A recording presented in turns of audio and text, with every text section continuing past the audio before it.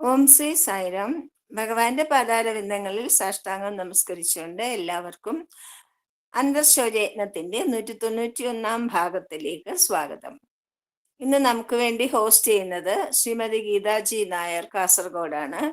നമുക്ക് വേണ്ടി കോർഡിനേറ്റ് ചെയ്യുന്നത് TP സത്യഭാമ കണ്ണൂരാണ്. നമുക്ക് വേണ്ടി അനുഭവം പങ്കുവയ്ക്കുന്നത് ശ്രീമതി ബേബി പ്രസന്ന ബാംഗ്ലൂരാണ്. എല്ലാവർക്കും സ്വാഗതം. സായിരാം. സത്യഭാമ പറഞ്ഞോളൂ. സായിരാം. സായിരാം. ഇന്ന് നമുക്ക് വാണി വായിക്കുന്നത് ബേബി പ്രസന്ന അല്ലേ? സായിരാം. പ്രസന്ന ഓങ്കാരവും സായികാത്രയും ചെയ്തതിന് ശേഷം ചൊല്ലിയതിന് ശേഷം വീഡിയോ. സായിരാം. ഓക്കെ. സായിരാം. എല്ലാവർക്കും സ്നേഹം നിറഞ്ഞ സായിരാം. ഭഗവാന്റെ തൃപ്പാദ പത്മങ്ങളിൽ സാഷ്ടാംഗ പ്രണാമം. ഓം ശ്രീ സായിരാം. ഓ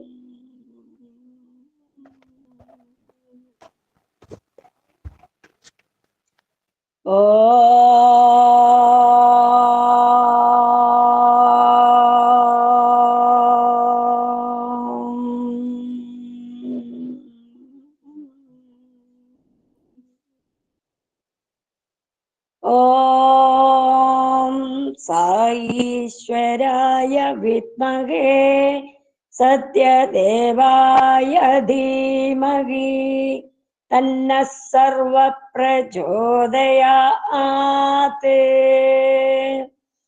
ഓം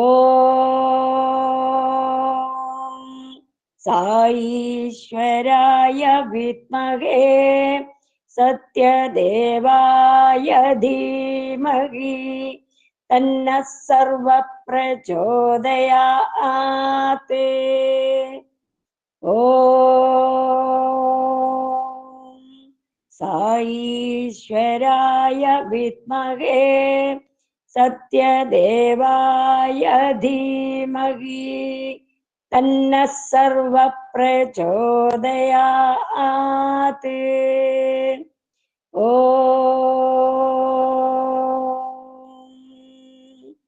ശാന്തി ശാന്തി ശാന്തി.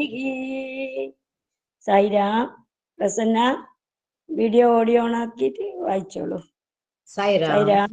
സായിരാം. ഹൃദയശരണായ സ്വാമിയുടെ പാദത്തിൽ സാഷ്ടാംഗ പ്രണമിച്ചുകൊണ്ട് സായിരാം. സായിവാണി വായിക്കുകയാണ്. മൃഗത്തിൽ നിന്നും ദൈവികത്വത്തിലേക്ക് ഉയരുക. ദൈവിക ചിന്തയ്ക്ക് തടസ്സമായി വർത്തിക്കും. ദ്വയങ്ങളിൽ പിടിയിലാണ് മർത്യം. തന്നിലെ കുറ്റങ്ങൾ സ്വയം മറച്ചിട്ട് അന്യരിൽ ചെറു പിഴകൾ പാടി നടക്കുന്നവൻ. വിദ്യാർത്ഥികളെ, ആധ്യാത്മിക മാർഗാനുസന്ധാനത്തിലൂടെ പുരാതന കാലം മുതൽക്കേ ഭാരതം ലോകത്തിന് സുരക്ഷിതത്വവും ക്ഷേമവും പ്രദാനം ചെയ്തു വരുന്നു. അന്നു മുതൽ ഇന്ന് വരെ ലോകത്തിലെ മുഴുവൻ ആളുകളും സുഖികളായിരിക്കട്ടെ എന്ന സന്ദേശം ഭാരതത്തിന്റെ ആദർശമാണ്. നിരവധി ആളുകൾ വിവിധ സ്ഥലങ്ങളിൽ വിവിധ സമയങ്ങളിൽ ആത്മാനന്ദത്തിൽ നിമഗ്നരായിട്ടുണ്ട്. ഇന്ന് ആധുനികതയുടെയും ആധുനികത്വത്തിന്റെയും സ്വാധീനത്തിൽപ്പെട്ട് യുവാക്കളും യുവതികളും ആധ്യാത്മികത എന്നതിനെ ലാഘവത്തോടെ വീക്ഷിക്കുന്നു. ഇതിനൊരു കാരണവുമുണ്ട്. നൂറ്റാണ്ടുകളായി ഭാരതത്തിലെ ജനങ്ങൾ ആധ്യാത്മിക വചനങ്ങൾ അവയുടെ അർത്ഥം മനസ്സിലാക്കാതെ തത്തയെ പോലെ ഉരുവിട്ടുകൊണ്ടിരിക്കുന്നതിനാൽ ഇന്നത്തെ വിദ്യാർത്ഥികൾക്ക് അതിൻ്റെ യഥാർത്ഥ പൊരുൾ മനസ്സിലാക്കാൻ ആവുന്നില്ല. പണ്ഡിതന്മാർക്കും ആധ്യാത്മികതയിൽ നിന്ന് ഔന്നത്യം പ്രാപിച്ചവർക്ക് പോലും ഇവയുടെ സന്ദേശം ഇന്നത്തെ യുവാക്കൾക്ക് ഹൃദയത്തിൽ തട്ടത്തക്ക വിധത്തിൽ പകർന്ന് നൽകാനായിട്ടില്ല. ആധ്യാത്മിക എന്നത് ഭജന പാടുക, പൂജകൾ ചെയ്യുക, വിഭുവിന്റെ നാമങ്ങൾ ഉരുവിടുക, തീർത്ഥാടനങ്ങൾ നടത്തുക, ക്ഷേത്രങ്ങൾ സന്ദർശിക്കുക തുടങ്ങിയ സൽപ്രവൃത്തികൾ മാത്രം ഉൾക്കൊള്ളുന്നതാണ് എന്ന ധാരണയിലാണ് യുവാക്കൾ. വേദങ്ങളുടെയും വേദാംഗങ്ങളുടെയും ഗഹനമായ സന്ദേശങ്ങൾ ഗ്രഹിപ്പിക്കുന്നതിലും പുരാണങ്ങളിലും ഇതിഹാസങ്ങളിൽ നിഗൂഢമായിരിക്കുന്ന തത്വങ്ങൾ സാക്ഷാത്കരിക്കുന്നതിലും പ്രചാരകർക്ക് സംഭവിച്ച പരാജയമാണ് ഇതിന് പ്രധാന കാരണം. ആധ്യാത്മികതയുടെ ശരിയായ അർത്ഥതലങ്ങൾ. ഇന്നത്തെ യുവാക്കൾക്ക് ആധ്യാത്മികതയുടെ അർത്ഥം എന്തെന്നറിയില്ല. അവർ വിചാരിക്കുന്നു ആധ്യാത്മികത എന്നാൽ ഈശ്വരധ്യാനം, തീർത്ഥസ്നാനം, വിശുദ്ധമായ ആരാധനകളുടെ സന്ദർശനം എന്നിവയാണെന്ന്. ഇതല്ല ആധ്യാത്മികതയുടെ ശരിയായ അർത്ഥം. മനുഷ്യനിലെ മൃഗപ്രകൃതി നശിപ്പിക്കുകയും അവനിലെ ദിവ്യബോധം സാക്ഷാത്കരിക്കുകയുമാണ് ആധ്യാത്മികതയുടെ യഥാർത്ഥ അർത്ഥം. ആധ്യാത്മികത എന്നതിൻ്റെ വിവക്ഷ എന്തെന്നാൽ മനുഷ്യനിലെ ദൈവിക കഴിവുകളുടെ പേരിൽ ഒരുവനിൽ അഹങ്കാരമുണ്ടാകാതെ അവയെ ആധ്യാത്മികമായ കരുത്തിനായി ഉപയോഗപ്പെടുത്തുക എന്നതാണ്. മനുഷ്യനിൽ പ്രകടമായിരിക്കുന്ന ബഹുവിധമായ കഴിവുകൾ മനസ്സിൽ നിന്നല്ല, ആത്മാവിൽ നിന്നും ഉത്ഭുതമാകുന്നവയാണ് എന്ന് തിരിച്ചറിയുകയാണ് ഒരു ആധ്യാത്മികത കൊണ്ട് ഉദ്ദേശിക്കുന്നത്. നമ്മുടെ എല്ലാ കർമ്മങ്ങളും ആത്മാവുമായി ബന്ധപ്പെട്ടതാണ്. നമ്മുടെ സമസ്ത ജീവിതവും ആത്മീയതവുമായി ബന്ധപ്പെട്ടതാണ്. ഒരുവൻ എന്ത് പറഞ്ഞാലും, എന്ത് ചിന്തിച്ചാലും, എന്ത് പ്രവർത്തിച്ചാലും അത് ആത്മീയതയുമായി ബന്ധപ്പെട്ടിരിക്കുന്നു. ആന്തരിക ചൈതന്യത്തിന്റെ പ്രചോദനങ്ങൾ പ്രകടിപ്പിക്കുക എന്നതാണ് ആധ്യാത്മികത. ബാഹ്യ ഉപകരണങ്ങളാൽ നിർവഹിക്കപ്പെടുന്ന സൽക്കർമ്മങ്ങൾ ആധ്യാത്മികതയാണെന്ന് കരുതാനാവില്ല. പ്രഥമവും പ്രധാനവുമായി ചെയ്യേണ്ടത് മനുഷ്യൻ തന്നിലെ മൃഗപ്രകൃതത്തെ നശിപ്പിക്കുക എന്നതാണ്. മൃഗപ്രകൃതി ഒഴിവാക്കാതെയുള്ള മതപരമായ ചടങ്ങുകളും ദാനധർമ്മങ്ങളും നിഷ്ഫലമാണ്. ദാനധർമാദികൾ ചെയ്യുമ്പോഴും മതപരമായ അനുശാസനങ്ങൾ പാലിക്കുമ്പോഴും മൃഗീയ വാസന ശക്തമായി ഇരിക്കുന്നത് കൊണ്ട് എന്ത് പ്രയോജനം? മനുഷ്യൻ വളർന്നു വരും തോറും അവന്റെ ആഗ്രഹങ്ങൾ കുറയുന്നതിന് പകരം കൂടി വരുന്നു.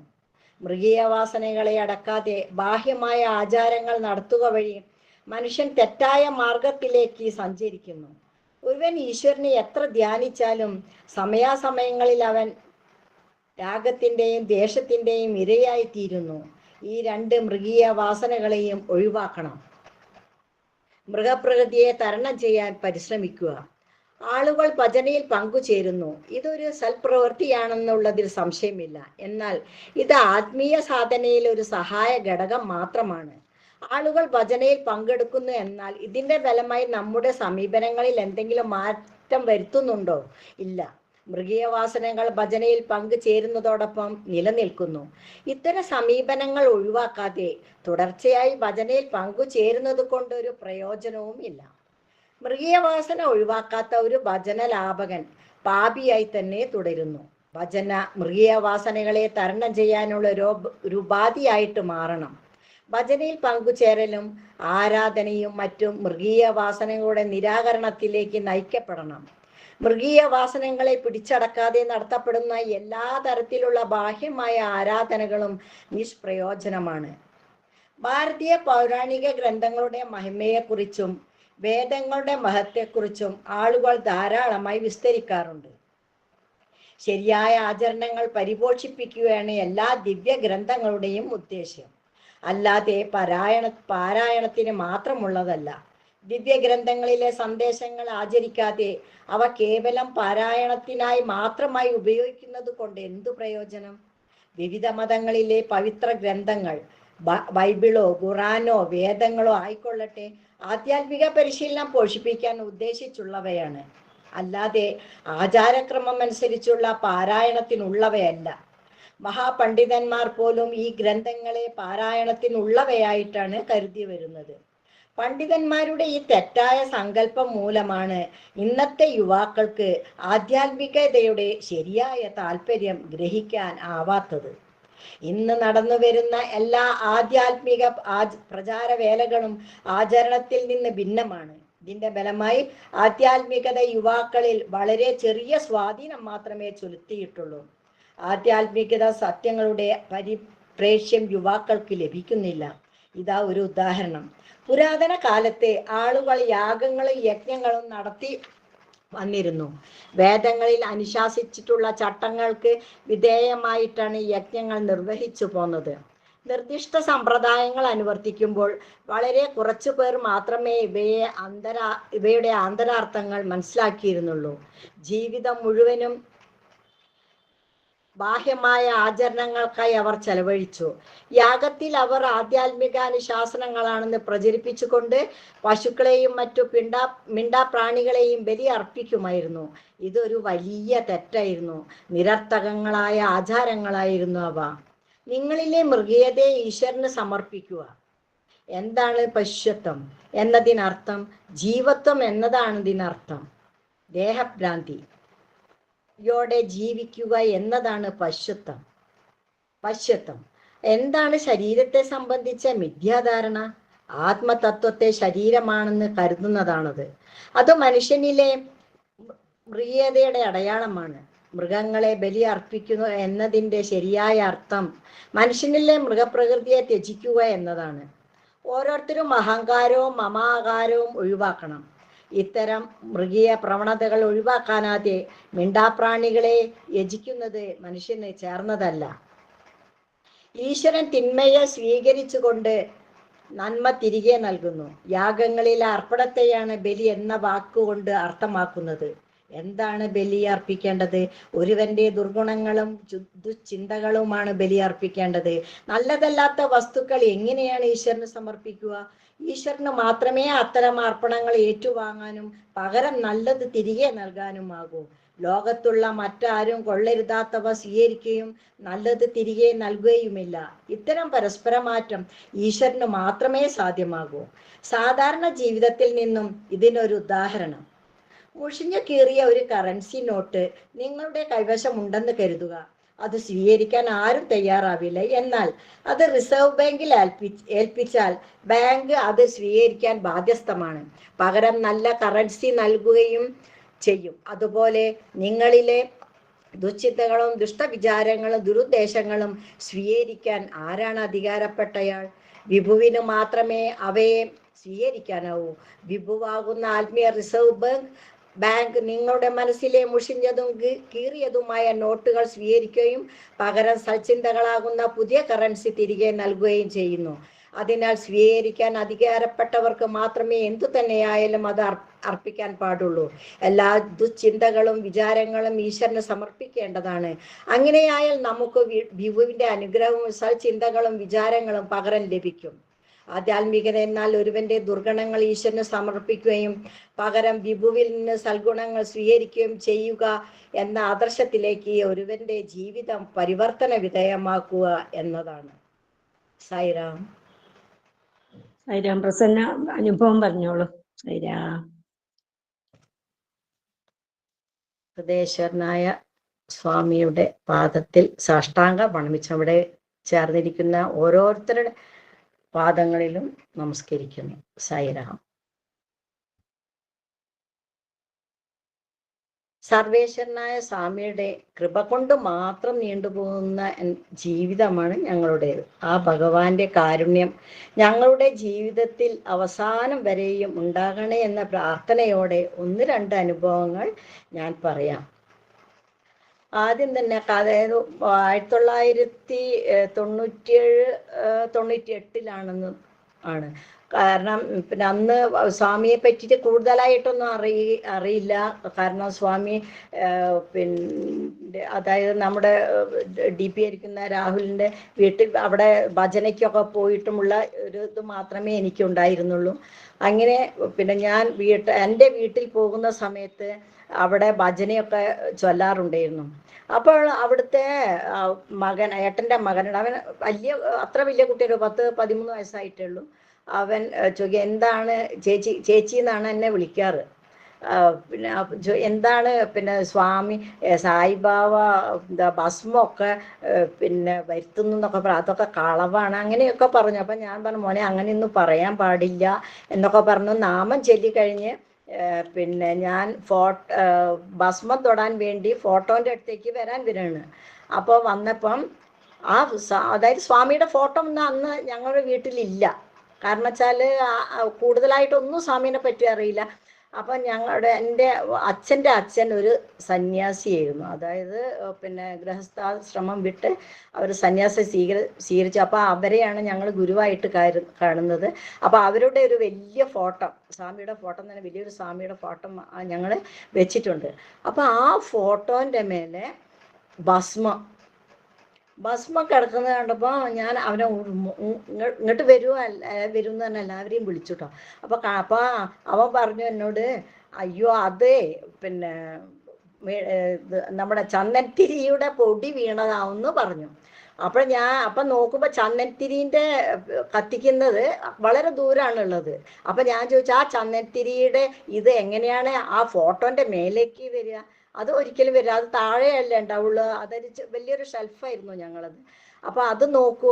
അപ്പോൾ പിന്നെ അവരൊന്നും പറഞ്ഞില്ല കേട്ടോ. അതായിരുന്നു ഞങ്ങൾ ആദ്യത്തെ അനുഭവം. കാരണം സ്വാമിനെ അറിയില്ല, സ്വാമിനെ കണ്ടിട്ടില്ല, സ്വാമീൻ്റെ ഒരു ഒന്നോ രണ്ടൊക്കെ ഈ ഭജനകളിൽ മാത്രം പങ്കെടുത്തിട്ടേ ഉള്ളൂ.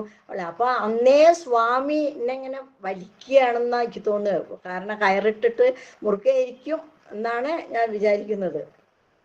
അങ്ങനെ അതാണ് ആ ഫസ്റ്റ്. അപ്പം അതിൽ നിന്നപ്പോൾ ഈ ഭസ്മം വീഴുന്ന അന്ന് സ്വാമിയുടെ മിറാക്കിളാണല്ലോ. ഇന്നലെ ആനന്ദ് പറഞ്ഞ പോലെ സ്വാമിയുടെ മിറാക്കിളിനെ പറ്റിയിട്ട് നമുക്ക് ഒന്നും പറയാൻ പറ്റില്ല എന്താണ് എന്നൊന്നും. അങ്ങനെ പിന്നെ അത് കഴിഞ്ഞു. ഞങ്ങളൊരു 5 കൊല്ലത്തോളം പിന്നെ നാട്ടിൽ തന്നെയായിരുന്നു. പിന്നെയാണ് ഞാൻ ഹസ്ബൻഡിൻ്റെ കൂടെ പോയത്. അപ്പോൾ ആ സമയത്ത് എനിക്ക് കാരണം നല്ല ഇതുകൊണ്ട് ഞങ്ങളുടെ അടുത്തൊരു പ്രഭചേച്ചി ഉണ്ടായിരുന്നു. ആ പ്രഭചേച്ചിയുടെ വീട്ടിൽ ഈ അമൃതം വരുന്നതും ഭസ്മം വീഴുന്നതും ഒക്കെ ഞാൻ കണ്ടിട്ടുണ്ട്. അപ്പോൾ അതുകൊണ്ടാണ് ഞാൻ പറഞ്ഞത് അങ്ങനെ പറയാൻ പാടില്ല, കാരണം അതൊക്കെ ഒരു ദൈവിക ഇതിലുകൊണ്ടാണ് വരുന്നതെന്ന് പറഞ്ഞു. അപ്പോൾ അത് സ്വന്തം തന്നെ എനിക്ക് അനുഭവമായി, അവർക്കും അനുഭവമായി. കാരണം അത് പറയാൻ കാരണം ആ കുട്ടിയുടെ അതായത് മകൻ ഇപ്പോൾ അവൻ റിട്ടയർ ആവാൻ പോവാണ് ആർമിയിൽ നിന്ന് ഓഫീസറായിട്ട്. അവൻ്റെ മകന് കഴിഞ്ഞ കൊല്ലം ഒരു വയറുവേദന വന്നു. കാരണം ആ കുട്ടി അവർ ബാംഗ്ലൂരിൽ നിന്ന് പോരുകയാണ്. അപ്പം വഴിയിൽ വെച്ചാണ് കുട്ടിക്ക് അപ്പം വിചാരിച്ചെന്തെങ്കിലും ഭക്ഷണം കഴിച്ചിട്ടാവുമെന്ന് കരുതി. പക്ഷേ എങ്ങനെയോ നാട്ടിലെത്തി വേഗം ഹോസ്പിറ്റലിൽ അഡ്മിറ്റ് ചെയ്തു. അപ്പോഴാണ് അറിയുന്നത് ആ കുട്ടിയുടെ അതായത് നമ്മുടെ കുടലിന് ഒരു ചെറിയ ഇത് വന്നിട്ടുണ്ടെന്ന്. അപ്പോഴത്തെ എല്ലാവരും ബേജാറ്. അപ്പം ഞങ്ങൾക്ക് ഫോൺ വിളിച്ചിങ്ങനെ പറഞ്ഞു, എന്താ ചെയ്യും മോനെ, പ്രാർത്ഥിക്കണം എന്നൊക്കെ പറഞ്ഞു. അപ്പം ഞങ്ങൾ അപ്പം തന്നെ അങ്ങോട്ട് പോന്നു.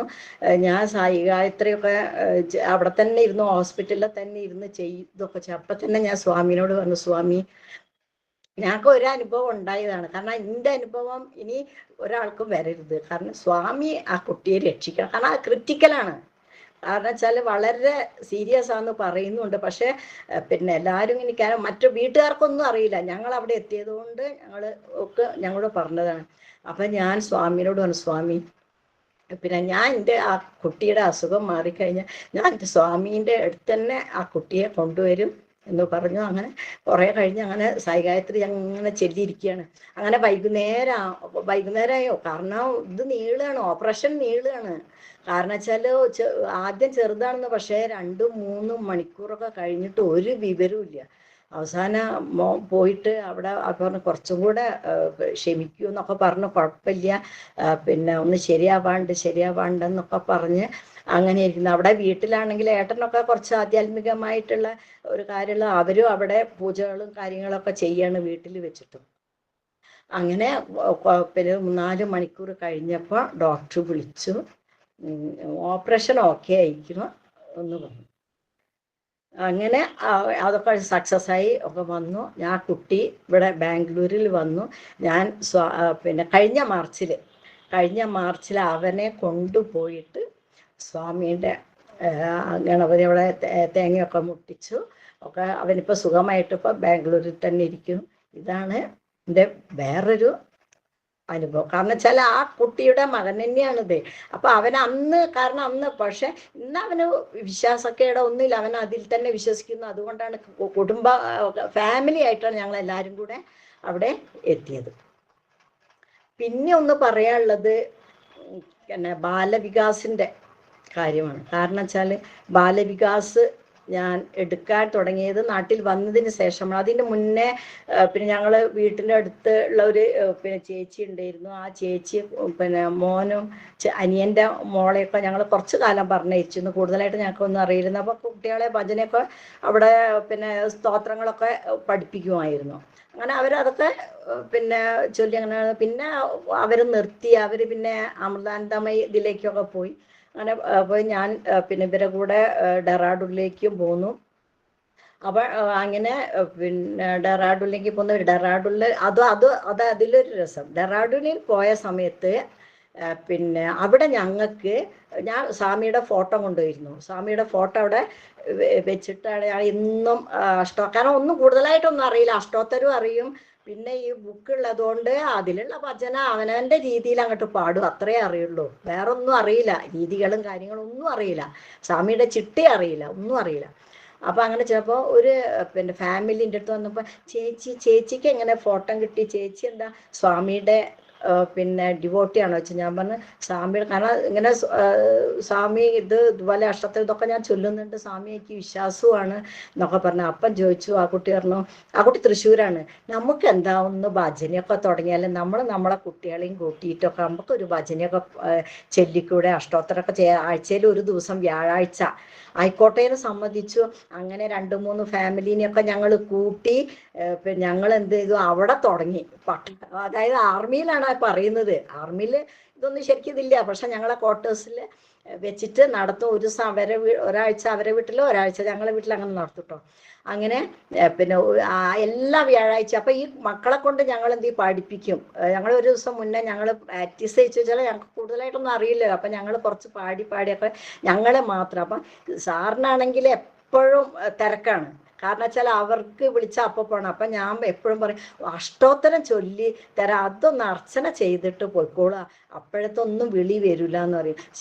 സത്യം, കാരണം അത് തുടങ്ങിയ മുതൽക്ക് ഒരിക്കലും ആ സമയം, അതായത് ആ അഷ്ടോത്തരത്തിൻ്റെ ആ കുറച്ച് സമയം അവർക്ക് ഇരിക്കാൻ ഞങ്ങൾ ചെയ്യുന്നത് വരെ പറ്റിയിട്ടുണ്ട്. അതൊക്കെ ആ സ്വാമീൻ്റെ സ്വാമി അവരെന്താ പറയുക വെച്ചാൽ ഡ്യൂട്ടിയാണ് ഫസ്റ്റ്, കാരണം ഡ്യൂട്ടിയാണ് ചെയ്യേണ്ടത്, അത് അവരെ ഡ്യൂട്ടിയിൽ ഇതാക്കുന്നതാണ്. കാരണം ഭഗവാൻ പറയുന്നത് നമുക്ക് എന്താണോ ഡ്യൂട്ടി തന്നിരിക്കുന്നത് ആ ഡ്യൂട്ടി. അപ്പം അതുകൊണ്ട് എനിക്ക് ഡ്യൂട്ടിക്ക് പോകേണ്ടി വരും, ആ സമയത്ത് ഞാൻ പോവും, നീറ്റിട്ട് പോകും എന്നൊക്കെ പറയും. പക്ഷെ ഒരിക്കലും സ്വാമി അതിനുള്ള ഇട വരുത്തിയില്ല ഞങ്ങൾക്ക്. അങ്ങനെ ഞങ്ങൾ സ്വാമിയുടെ ബർത്ത്ഡേ ആഘോഷിക്കാൻ വേണ്ടി വിചാരിച്ചു. കുറച്ച് ഫാമിലികൾ ഞങ്ങൾ അവിടെയുള്ള ഹിന്ദിക്കാരെയൊക്കെ വിളിച്ചു, എല്ലാവരെയും വിളിച്ചു. ഞങ്ങൾ പ്രസാദമൊക്കെ ഞങ്ങൾ തന്നെ പൂരി ചാണ അങ്ങനെയൊക്കെ ഉണ്ടാക്കി ഞങ്ങൾ സ്ത്രീകൾ 3-4 ആൾക്കാരേ ഉള്ളൂ, ഞങ്ങൾ മലയാളീസ് ഞങ്ങൾ ചെയ്ത് ഞങ്ങൾ വലിയ, അതായത് 1, 2, 3 ഹോള്, അതായത് വലിയ, ഞങ്ങൾ കുറച്ച് വലിയ ക്വാർട്ടറാണ്. അപ്പം അങ്ങനെ നീളത്തിൽ അങ്ങനെ സ്വാമീൻ്റെ ഫോട്ടോ ഒക്കെ വെച്ച് നല്ലോണം അലങ്കരിച്ച് ഇതൊക്കെ റെഡിയാക്കിയൊക്കെ വെച്ചു. അപ്പോൾ ഒരു സൈഡിൽ ആണുങ്ങൾ, അവർക്ക് അതൊന്നും അറിയില്ല, കാരണം ആണുങ്ങൾ ഒരു സൈഡും പെണ്ണുങ്ങളും അങ്ങനെയൊന്നും അറിയില്ല. അപ്പോൾ അവരോട് ഇങ്ങനെ പറഞ്ഞു കൊടുത്തു, ഇങ്ങനെ ഇതിലിരിക്കാൻ പാടുള്ളൂ അങ്ങനെ. അപ്പം ഞങ്ങളങ്ങനെ അപ്പോൾ ഒരാൾ ചൊല്ലി കഴിഞ്ഞ് ആദ്യം പിന്നെ ആണുങ്ങൾ പഠി കഴിഞ്ഞാൽ പിന്നെ പെണ്ണുങ്ങൾ, അതും ഒന്നും പറയുന്നുമില്ല. ഇതൊക്കെ ലാസ്റ്റിലാണ് അവർ പറയുന്നത്, അതെങ്ങനെ നിങ്ങൾ ഇങ്ങനെ പാടുന്നത്, കാരണം ആരും ഒന്നാ ചെല്ലുന്നോ അങ്ങനെയൊന്നും പറയുന്നില്ലല്ലോ, ഇതെങ്ങനെ ആണ് ഇങ്ങനെ പാടുന്നത്, ഇത്ര നിശബ്ദതയോടുകൂടി ഇത്ര ശാന്തമായിട്ട്. അവിടെ വെച്ചാൽ ഉറക്കം, അതായത് എല്ലാവരും കൂടെ അങ്ങോട്ട് ഒരു ഒച്ചപ്പാടും വിളിയാം, പക്ഷെ ഇവിടെ ഒരു നിശബ്ദതയാണല്ലോ ഉള്ളത്. അപ്പം അവർക്കൊക്കെ ഭയങ്കര ഇഷ്ടമായി ആ ഇത്. അങ്ങനെ ഞങ്ങൾക്ക് അവിടെ ഒരു സ്വാമിയുടെ ബർത്ത്ഡേ ആഘോഷിക്കാൻ പറ്റി. അതന്നെ ഏറ്റവും വലിയ പുണ്യമായിട്ടാണ് ഞാൻ കരുതുന്നത്. കാരണം വെച്ചാൽ ഞങ്ങൾക്ക് ഒരിക്കലും പിന്നെ അത് കഴിഞ്ഞു, പിന്നെ ഞങ്ങൾ ഇതുപോലെ ഭജനയൊക്കെ ഓരോ വീട്ടിലൊക്കെ ചെയ്തു. പക്ഷെ പിന്നെ ഓരോരുത്തർക്ക് ഓരോ പോസ്റ്റിങ് വന്നു, അതങ്ങനെ തീർന്നു. കാരണം ഓരോ സ്ഥലത്ത് ഓരോരുത്തരായി, പിന്നെ അങ്ങനെയൊന്നും ഉണ്ടായില്ല. പിന്നെ നാട്ടിൽ വന്നതിന് ശേഷമാണ്, അപ്പോൾ സമയമായും തോന്നുന്നു, പിന്നെ ബാലവികാസം എടുക്കാൻ തുടങ്ങിയ. അത് അടുത്ത ഇതിൽ പറഞ്ഞാൽ മതിയോ സായിറാം? പറഞ്ഞോളൂ. അപ്പൊ എനിക്ക് ബാലവികാസം എടുക്കാനുള്ള പിന്നെ വന്ന് പരീക്ഷയൊക്കെ എഴുതി. അപ്പൊ അന്നത്തെ നമ്മളൊരു ഭാരതി ടീച്ചറാണ് സത്യത്തിൽ എനിക്കുള്ള ഒരു പ്രയോജനം. ഈ സമയത്ത് ആ ടീച്ചറെ ഞാൻ സ്മരിച്ചില്ലെങ്കിൽ അതെൻ്റെ തെറ്റായിപ്പോകും. കാരണം സ്വാമിയോട് ചെയ്യുന്ന ഒരു ഇതുപോലെയാണ് എനിക്ക് തോന്നുന്നത്. കാരണം ടീച്ചറാണ് എനിക്ക് ക്ലാസ് എടുക്കാനുള്ള എന്നെ പ്രേരിപ്പിച്ചത്. കാരണം എനിക്കൊന്നും അറിയില്ല, കാരണം ശ്ലോകങ്ങൾ കുറേ ഞാൻ പരീക്ഷയ്ക്ക് വേണ്ടി കുറേ പഠിച്ചു, ഗീത പഠിച്ചു, ഭജഗോവിന്ദം പഠിച്ചു, ഒക്കെ പരീക്ഷയൊക്കെ എഴുതി നല്ല ഇതൊക്കെ കിട്ടി, ഒക്കെ ശരിയായി. പക്ഷെ കൂടുതലായിട്ടൊന്നും അറിയില്ല. അപ്പം ഞാൻ പറഞ്ഞു ടീച്ചറെ ടീച്ചർ 2 ദിവസം ഞങ്ങൾക്ക് ക്ലാസ് എടുത്ത് വന്ന് കുട്ടികളെയൊക്കെ ഞാൻ സംഘടിപ്പിച്ച് അവിടെ വെച്ച് ഒക്കെ ചെയ്തു. പിന്നെ ടീച്ചർ പറഞ്ഞു പ്രസന്ന എടുക്കണം ക്ലാസ് പ്രസന്ന എന്താ പഠിച്ചതല്ലേ, പ്രസന്നയ്ക്ക് എന്താ അത് നോക്കി വായിക്കി അപ്പോൾ കുട്ടികൾക്ക് പറഞ്ഞു കൊടുക്കുന്നൊക്കെ പറഞ്ഞ് ക്ലാസ് എടുക്കാൻ പറഞ്ഞു. ഞാൻ എൻ്റെ സ്വാമി ഒന്നും അറിയാത്ത ഞാൻ എങ്ങനെയാണ് ക്ലാസ് എടുക്കുക? കാരണം ഈ സ്തോത്രങ്ങളും കഥകളും ഒക്കെ ഉണ്ട് പുസ്തകത്തിൽ.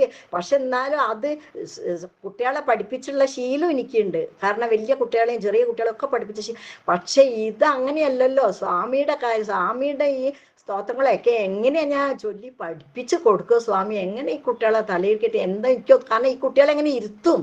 ഇത് സ്കൂൾ പോലെയല്ലല്ലോ. കാരണം കുട്ടികളെങ്ങനെ ശരിക്കും ഇരുത്തണം, കാരണം അവരെ ആ ചിട്ടയിൽ ഇരുത്തും പിടിക്കുകയൊക്കെ ചെയ്യണ്ടേ.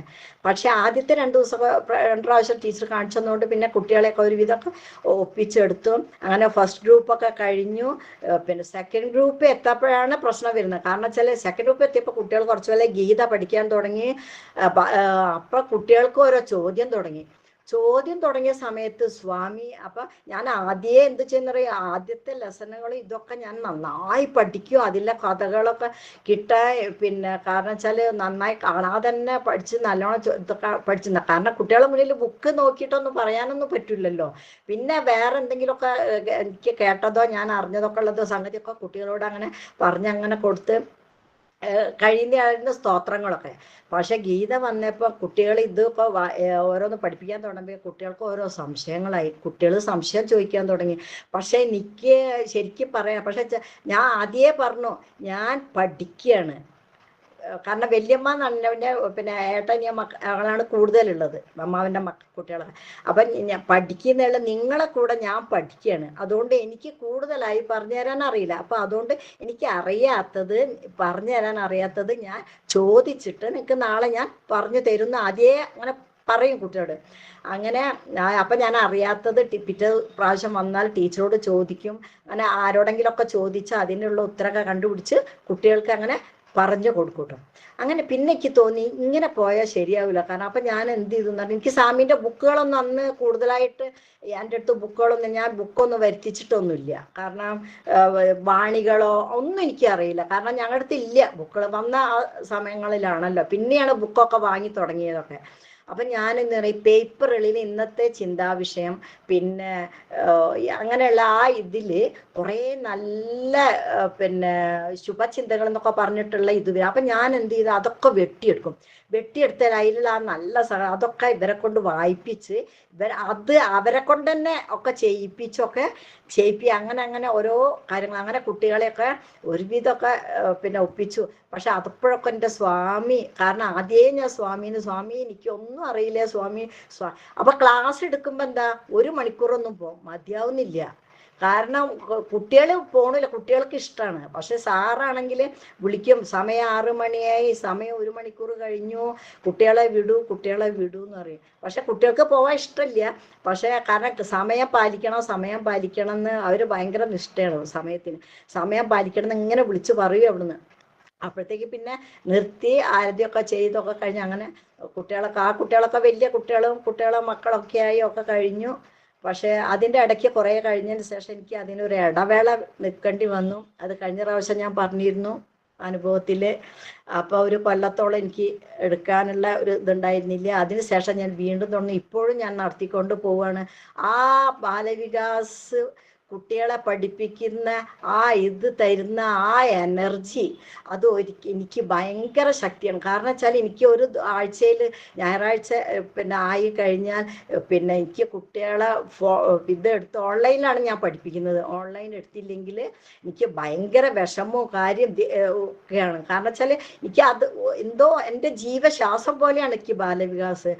പിന്നെ വത്സലാമ്മ മേഡം പറഞ്ഞ പോലെ ആ ജീവൻ പോകുന്നവരെ എനിക്ക് ആ ഒരു കുട്ടിയെങ്കിലും ജീവന്റെ അവസാനം വരെ ഉണ്ടാവണേ എന്നുള്ളൊരു പ്രാർത്ഥനയിലാണ് ഞാൻ. സായിറാം. എല്ലാ എൻ്റെ സ്വാമീൻ്റെ എൻ്റെ വാക്കുകളെല്ലാം എൻ്റെ സ്വാമിയുടെ പാദത്തിൽ അർപ്പിക്കുന്നു. സായിറാം സായിറാം സായിറാം. സായിറാം പ്രസന്ന.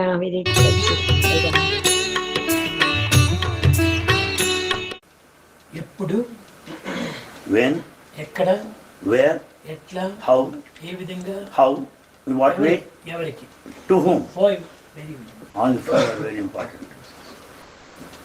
ఎందుకు, ఎప్పుడు, ఎక్కడ, ఎట్లా, ఎవరికి, ఇంత ఏ దట్ ఈస్ కామన్ సెన్స్.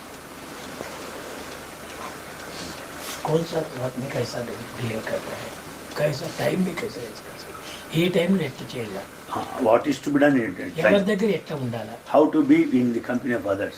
ఎట్లా చేయడానికి ఎప్పుడు అవసరమో What is necessary at your time.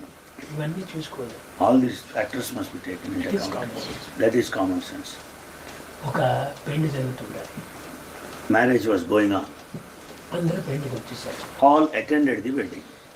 ఈ బ్రాహ్మణుడు మంగళసూత్రం తీసుకుని అందరినీ ముత్తైదులంతా ముట్టమని చెప్పిచ్చేస్తాడు. Brahmana, the priest, has taken the Mangala Sutra, but touched by all elders as per the tradition. Tradition As per the tradition. వాళ్ళు తీసుకుని అందరికీ ఆశీర్వాదం అంటే ఎవరు చేయి మంచిగా ఉంటుందేమో, లాంగ్ లైఫ్, హెల్తీ లైఫ్ ఇది ఉండాలి సుమంగళి. Everybody should bless because the power of a good hand may be there, so that she can live long. అట్లా టైం లోపల ఎవరు తెలిసిన ఆయన వచ్చింది ఈ బ్రాహ్మడికి. A known person of the priest came there, ఏమ్మా అందరూ క్షేమమేనా అని అడిగాడు. and he asked, are everybody fine? ఇది మామూలుగా అడిగేసేసాడు. In the usual way. నిన్న మా మామగారు చనిపోయినారండి అని. She said, yesterday my father-in-law died. పెళ్లి టైంలో ఆ పదం చెప్పకూడదు. Chappakodu. It's not appropriate, fitting to say on that occasion. మనమే కదా. Mangalam, yes. That is Common sense. Common sense. Yes, common sense. అది ఒకటి. ఇంకోటి చెప్పు, తినడానికి కొంచెం ఇష్టం లేకపోతే సార్ నాకు కొంచెం స్టమక్ సరిలేదని కొంచెం పక్కన పోవచ్చు. If we don't like, if we can't, if your stomach upset is there, we can say, excuse me, I might అందరూ cannot భోజనం eat. చేసేస్తుంటారు. When are all eating? నాకు వామిటింగ్ సెన్సేషన్ చెప్పకూడదు. That's correct. మన basic చెప్తారు స్వామి, తప్పేం లేదు, చెప్పాలి, అందరూ నేర్చుకోవాలి కూడా స్వామి. When all are there in the dining hall, if you have got stomach upset problem, you should go. You should not say, I feel vomiting sensation there. అందరు తింటుంటారు. When all are eating, we should not say. Very bad song. Correct. ఏదైనా కానీ కొంచెం 10 మందికి అసంతృప్తి కలిగించేటువంటి అక్కడ చెప్పకూడదు. We should not mention anything that displeases, that dissatisfies others, 10 people around. ఇది ఫారినర్స్ చాలా మంచిది. Foreigners observe the manners. ఏ విధంగా పెట్టారు, very nice, very beauty, very good. Whatever you say, very nice, very beautiful. ఇంతే బిటర్ గోల్ తెచ్చి పెట్టిన very good, Very very nice, very nice. Even if you serve bitter gourd, they say very nice. తర్వాత కోసం వాళ్ళు చెప్తారు, this is very bitter, I don't like it. Personally, individually, they will say, I don't like it, it's very bitter. కాబట్టి అట్లా Manners. అవి is my food అంటే very nice, beauty, beauty. If you ask how is food, they say very nice, very beautiful. That is good. That's good, that's good. Prasanna ഭജന പാടിക്കോളൂ. സൈരാം. സായിറാം. എനിക്ക് ഭജന നന്നായിട്ടൊന്നും അറിയില്ല, മോളില്ലാത്തത്, മോള് സ്ഥലത്തില്ല, അതുകൊണ്ട് ഞാൻ പാടാണേ സ്വാമി. പ്രണാമി ശ്രീ ദുർഗേ സായി നാരായണി, പ്രണമാമി ശ്രീ ദുർഗേ സായി നാരായണി. जय जगदम्बे अम्बे भवानी, जय जगदम्बे अम्बे भवानी, प्रणमामि श्री दुर्गे साई नारायणी.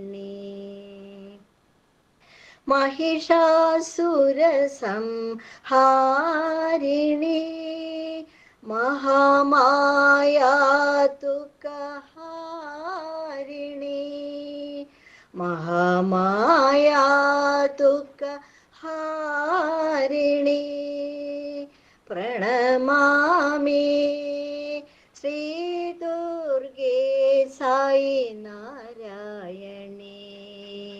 जय जगदम्बे अम्बे भवानी, प्रणमामि श्री दुर्गे साई नारायणी. महिषासुरसंहारिणी,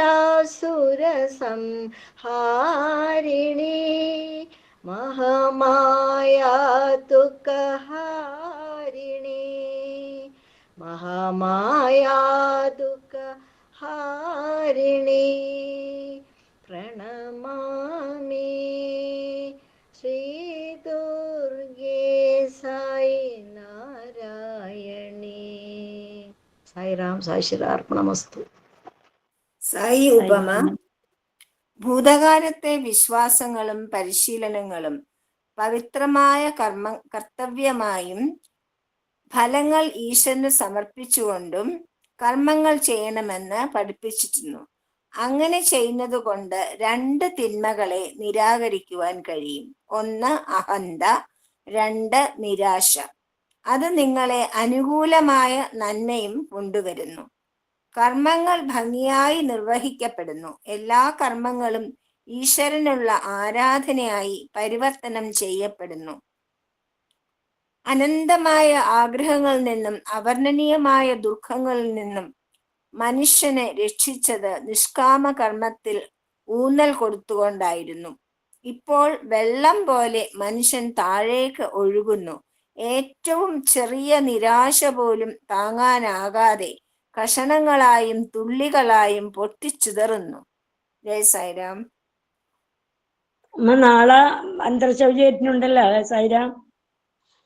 സായിരാം. നാളെ ഉണ്ട്. നാളെ ഭഗവത്ഗീത ഇല്ല, ഇത് പിന്നെ ഭഗവത്ഗീത ഇല്ല, അത് കാരണം നമ്മൾ വെച്ചിട്ടുണ്ട്. സായിരാം സായിരാം സായിരാം. ശാന്തി മന്ത്രം പറയാം.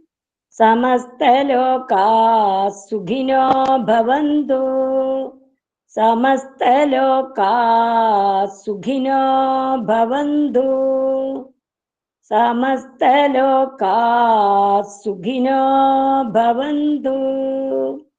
ഓം ശാന്തി ശാന്തി ശാന്തി. സായിരാം. എല്ലാവർക്കും സ്നേഹം നിറഞ്ഞ സായിരാം.